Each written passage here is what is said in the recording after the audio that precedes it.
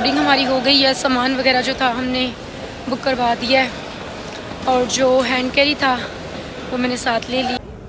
अच्छा, मैं जद्दा एयरपोर्ट को ना बिल्कुल आम सा समझ रही थी, लेकिन तो वो आप नहीं ले जा सकते।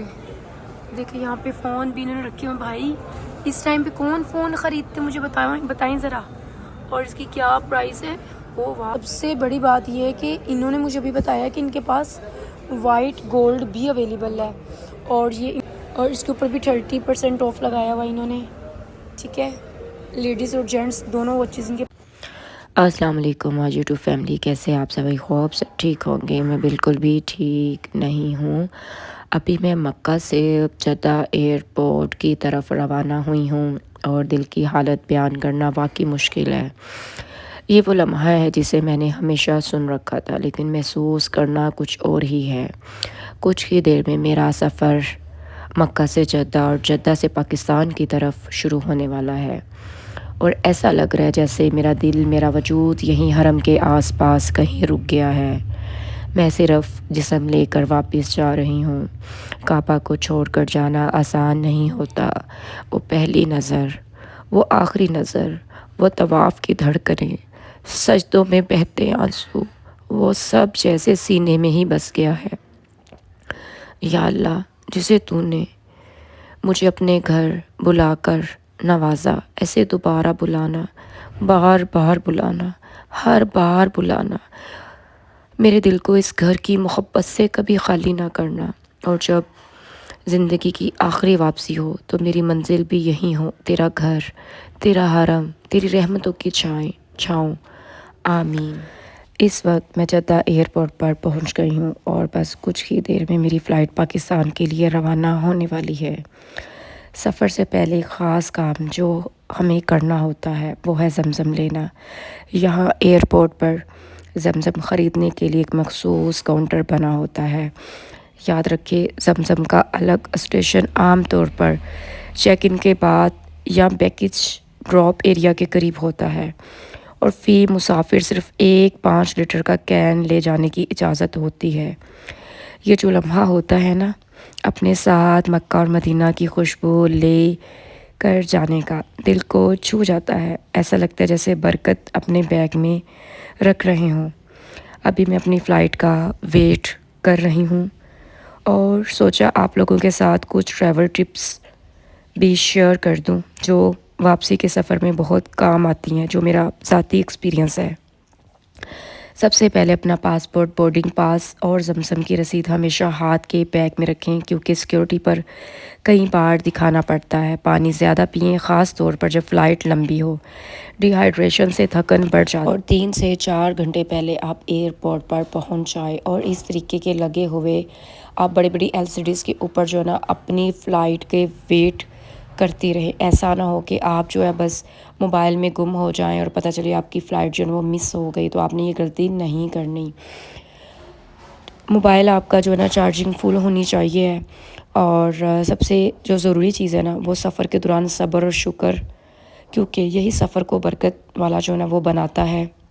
सबसे जो मुश्किल काम है ना, वो मुश्किल काम सामान का वेट है। इस टाइम पे दिल की धड़कनें जो है ना या तो तेज़ हो जाती हैं या फिर रुक सी जाती है। चले जी, बोर्डिंग हमारी हो गई है। सामान वगैरह जो था हमने बुक करवा दिया है और जो हैंड कैरी था वो मैंने साथ ले ली। चले जी, यहाँ पे अब लगेज लेकर चल रहे हैं हम इस वाले एरिया में। भाई प्लीज़ जाने देना, ये थोड़ा तो सामान, इतना ज़्यादा तो वज़न नहीं है। सिर्फ 3 किलो मेरा वेट जो है ना वो बढ़ रहा था, लेकिन इन लोगों ने मेरा सामान जाने नहीं दिया, जबकि यहाँ पे लोगों ने इतना सामान उठाया हुआ है। अच्छा, मैं जद्दा एयरपोर्ट को ना बिल्कुल आम सा समझ रही थी। जो सामान है ना वो वेटिंग एरिया में छोड़ के आ गई, बिकॉज के मेरी भी फ़्लाइट को देर है। तो मैंने सोचा कि क्यों ना मैं आप लोगों के साथ जो है ना जद्दा एयरपोर्ट का मैं आपको विज़िट करवा दूँ। जद्दा एयरपोर्ट का नहीं, मतलब जद्दा का जो वेटिंग एरिया, वहीं पे इन्होंने एक मॉल बनाया हुआ है जहाँ पे आपको हर तरह की दुनिया की जो चीज़ें हैं ना मिल जाएंगी। मुझे एक बात की समझ नहीं आ रही कि इतनी यहाँ पर शॉपिंग करने के बावजूद भी क्या लोग चीज़ें बाय करते हैं। जो यहाँ पे इन्होंने ये शॉप बनाई हुई है, हो सकता है करते हूँ। तो थोड़ा सा भी सामान एक्स्ट्रा हो जाए ना तो ये लोग जाने नहीं देते। तो मुझे ये इस बात की समझ नहीं आ रही कि ये जो इन्होंने मॉल बनाया हुआ है, जब चीज़ें यहाँ से बाई की जाएंगी तो क्या हमारा जो वेट है वो बढ़ नहीं जाएगा। अभी कि मेरा सामान निकाल दिया गया है, थोड़ा सा 3 kg एक्स्ट्रा था, वो मेरा सामान निकाल दिया गया है, लेकिन जिसका मुझे बहुत ज़्यादा दुख लग रहा है। तो जब हम ये वाली चीज़ें ख़रीदेंगे तो क्या हमारा वेट नहीं बढ़ेगा। ठीक है, यहाँ पे हर तरह की आपको चीज़ें जो है ना मिल जाती हैं। ठीक है, ये देखिए जी, ठीक है, ये हैंड कैरी आपको बैग भी यहाँ से मिल जाएंगे। ठीक है, और इसके अलावा आपको जो है ना यहाँ से की चेन्स वगैरह जो हैं ये भी मिल जाएंगी, आपको ड्रेसेस वगैरह मिल जाएंगे, हर चीज़ आपको जो है ना यहाँ से मिल जाने वाली है। तो मैंने कहा चले एक जगह बैठने से बेहतर है कि थोड़ी देर जो है ना घूमा फिरा जाए और आप लोगों के साथ भी शेयर किया जाए कि जद्दा एयरपोर्ट के वेटिंग एरिया में जब हम जाते हैं तो वहाँ पे हमें ये मॉल नज़र आ जाता है, जहाँ से चीज़ें बाय करके ले जाना चाहें तो ले जा सकती हैं, लेकिन जो अपनी चीज़ें हैं ना अगर उनका वेट ज़्यादा हो जाए तो वो आप नहीं ले जा सकते। देखिए यहाँ पे फ़ोन भी इन्होंने रखे हुए। भाई इस टाइम पे कौन फ़ोन ख़रीदते मुझे बताएं ज़रा, और इसकी क्या प्राइस है। ओ वाह, अब तो सऊदी रियाल कमाए जाते हैं तो सऊदी रियाल कहाँ ज़्यादा लगेंगे। खैर यहाँ पे आपको हर तरह की जो चीज़ें हैं ना वो मिल जाएंगी। यहाँ पे इन्होंने कैफ़े भी बनाया हुआ है जहाँ से खाने पीने का भी आपको जो ना मिल जाता है। और ये पिलो है, अब तो मेरे पास पैसे भी ख़त्म हो गए वरना ये मैं बाय कर लेती। फिर मुझे ये जेंट्स के लिए ग्लासेस और वॉलेट वॉचेस और साथ में ये जो कैरी बैग है ना छोटा सा पर्स टाइप का ये भी है। जो अभी तक मुझे यहाँ पे नज़र आई है ना वो वॉचेस हैं। ठीक है, और इतनी कोई प्यारी और इतनी ज़बरदस्त ये कलेक्शन है ना, और इस पर 30% ऑफ भी लगाया हुआ है। तो मुझे तो कुछ ख़ास पता नहीं है जेंट्स की वॉचेस के ब्रांड के बारे में, और इनकी प्राइसेस भी शायद साथ में मेंशन की गई हुई हैं। ठीक है, यहाँ पे आप वॉचेस वगैरह भी जो है बाय कर सकते हैं, और इसके ऊपर भी 30% ऑफ लगाया हुआ इन्होंने। ठीक है, लेडीज़ और जेंट्स दोनों वॉचेस इनके पास मिल जाती हैं। सबसे बड़ी बात यह है कि इन्होंने मुझे अभी बताया कि इनके पास वाइट गोल्ड भी अवेलेबल है, और ये इम्पोर्टेड ज्वेलरी जो है जिस पे डिफरेंट पल्स और नग वगैरह का काम किया गया हुआ है। ठीक है, वो भी इनके पास मिल जाते हैं। तो ये वाला मुझे सेट बहुत कोई हसीन लगा है। बच्चे कि यहाँ पे आपको जो ग्लासेस है ना वो भी मिल जाती हैं। ठीक है, इस पे भी 30% ऑफ लगा हुआ है। हर स्टाइल की आपको वॉच मिल जाएगी, लेडीज़ और जेंट्स। तो भाई साहब हमारे तो काम का कुछ भी नहीं है, मैं तो जस्ट आई थी टाइम पास करने के लिए। तो अभी चल रही हूँ मैं वेटिंग एरिया में, और चल के अपने सामान की हिफाजत करती हुई इससे पहले हमारा जो सामान है ना वो घूम जाए और फिर ज़्यादा मसला बन जाए। तो मेरा ख्याल है कि फिर हमें प्लेन में बैठ के ही जो है ना अपने व्लॉग को आगे कंटिन्यू करना चाहिए। तो इंशाल्लाह फिर आप लोगों से जो ना वो प्लेन में ही होगी बात। जैसा कि दोस्तों आप सबको पता है कि जद्दा से पाकिस्तान के लिए आज मैं रवाना हो रही हूँ, और मेरी फ़्लाइट का जो टाइम है सुबह के 7 बजे का है, और थोड़ी ही देर बाद हम प्लेन के अंदर जो है वो बैठने वाले हैं। और मैं प्लेन में बैठने के बाद जो है ना आपको दिखाने वाली हूँ कि प्लेन की विंडो से पूरा जद्दा शहर का व्यू कैसा दिखता है। यहाँ से जैसे मुझे बाहर का मंज़र दिखने लगा है ना, अपनों से मिलने की उम्मीद भी मज़ीद जो है ना वो बढ़ने लगी है। और ये खूबसूरत मंज़र देखने के बाद ना मतलब दिल ऐसे है जैसे ना रुक सा गया हुआ है, जिस्म हमारा वजूद हमारा जा रहा है हमारे साथ ही, लेकिन हमारा दिल दिमाग जो है ना वो मक्का और मदीना की गलियों की तरफ ही जो है ना मुड़ा हुआ है। एरोप्लेन के अंदर इंटर होने तक ना मैं बहुत ज़्यादा डरी हुई थी, और दिल में दुआ कर रही थी कि अल्लाह पाक मुझे ना विंडो सीट दीजिएगा, क्योंकि मैंने विंडो सीट से आपको जद्दा का पूरा खूबसूरत शहर दिखाना है। तो शुक्र है कि जो मेरी सीट नंबर है वो 36 है, और मेरे लिए खुशकिस्मती एक बार फिर से ये कि मुझे विंडो सीट मिली है। ये देखिए विंडो से बाहर की रोशनी। आहिस्ता आहिस्ता ऐसा लग रहा है जैसे सारा शहर जाग रहा है, लेकिन मैं पिछले 3 रातों की 3 दिन की मैं जागी हुई हूँ।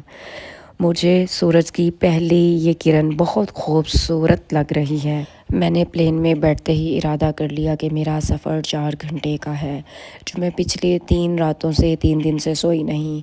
मैं अपनी नींद एरोप्लेन में ही पूरी करूँगी, ताकि ताज़ा दम हो के कराची से अपने शहर रहीम खान जाने के लिए मैं आसानी से सफ़र कर सकूँगी। क्योंकि आप सबने देखा पिछली वीडियो में कि गारे हिरा से वापसी पर मैं गिर गई थी। उस टाइम तो मुझे इतनी चोटें महसूस नहीं हो रही थी, लेकिन अब मुझे चोटों का जो दर्द है वो बहुत ज़्यादा तकलीफ़ दे रहा है। मैं चाहती हूँ कि मैं जल्द से जल्द पाकिस्तान पहुँचकर अपनी उस तकलीफ़ का कुछ सलूशन ढूंढ सकूँ, क्योंकि मैंने यहाँ से कोई मेडिसिन नहीं खाई, कोई इंजेक्शन मैंने नहीं लगाया। मदीना छोड़ने की तकलीफ़ ही इस कदर कि इन लगने वाली चोटों से मिलने वाली तकलीफ़ का मुझे जहाज़ में बैठने से पहले तक एहसास बिल्कुल भी नहीं हुआ। जैसा कि दोस्तों मैंने आप लोगों से कहा था कि मैं आपको एरोप्लेन विंडो से जद्दा शहर का खूबसूरत मंज़र दिखाऊंगी। जद्दा शहर बहुत खूबसूरत है। सूरज की पहली किरण समंदर के ऊपर जैसे सुनहरी धागे बिछा रही हो, और जद्दा की गलियां अभी ख्वाबे सुबह से उठ रही हैं। नीचे छोटे छोटे मकान, सीधी सड़कें और वो हल्का सा धुंध का पर्दा जो दूर अफक पर शहर और समंदर के दरमियान फैल रहा है। सब कुछ एक तस्वीर की तरह है। वो पल, वो ट्रैफिक का हल्का सा रस्क, और लोग जो अपनी रोज़मर्रा ज़िंदगी के मुताबिक अपने सफ़र पर निकले हैं। ये मंज़र मुझे यहाँ से बेहद अच्छा महसूस हो रहा है। हवा में वो ताज़गी, वो खिड़की से आने वाली ठंडक मुझे घर की याद दिला रही है। पाकिस्तान की गलियों की खुशबू, अपने घर वालों का चेहरा, और वो नरम सुबहें जिनका इंतज़ार होता है। दिल में एक नरम सी गहराई है, खुशी, थोड़ी उदासी और उम्मीद के जल्द ही अपने प्यारों से मिलूँगी। अगर आपने कभी सुबह का ये जादू नहीं देखा तो देखें, मैं आपको दिखा रही हूँ। रोशनी बदतरीज सब रंग बदल देती है, और हर शहर अपने अंदर एक कहानी समेटे होता है। तो यही था हमारा आज का छोटा सा लम्हा। जद्दा की सुबह, हवाई जहाज़ की खिड़की, और दिल में एक घर की याद। तो दोस्तों हमारी परवाज़ जैसा कि उड़ान भर चुकी है, और हम अपनी मंजिल की तरफ रवां दवां हैं। सब मेरे साथ रहें, दुआ करें, और अगले मनाजिर मैं पाकिस्तान पहुंचकर आप सबको दिखाऊंगी कि वापस आकर मुझे कैसा लगा। जाते जाते मेरी आप लोगों से रिक्वेस्ट है, जो पहली बार मेरी वीडियो को देख रहे हैं वो मेरे चैनल को सब्सक्राइब कर लें, वीडियो को लाइक कर दे, प्यारा सा कमेंट कर दे। इंशाल्लाह आप लोगों से मुलाकात होगी नेक्स्ट नई वीडियो में। अल्लाह हाफिज़।